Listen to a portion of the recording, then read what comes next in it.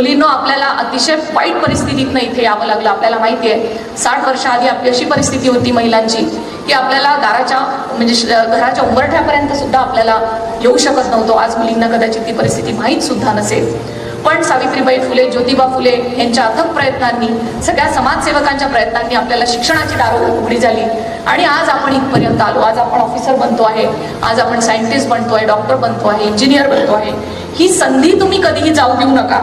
तुम्ही एक responsible person आहात. आपण बघितलं की यवतमाळमध्ये जेव्हा सुसाईड्स होतात तेव्हा पुरुषच सुसाईड्स करतात. तुम्ही कधी पाहिलं का की महिलांनी सुसाईड केलं आहे?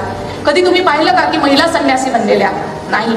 त्या अतिशय रिस्पॉन्सिबल इंडिव्हिज्युअल असतात आणि त्या अतिशय कुठलीही सिच्युएशन येऊ दो ते केपेबली हँडल करतात. तेव्हा मुलींनो, मला तुमच्याकडनं फार फार अपेक्षा आहे की तुम्ही जेव्हा सर्व्हिसेसमध्ये याल तेव्हा तुम्ही आहे त्या प्रकारपेक्षाही चांगलं काम कराल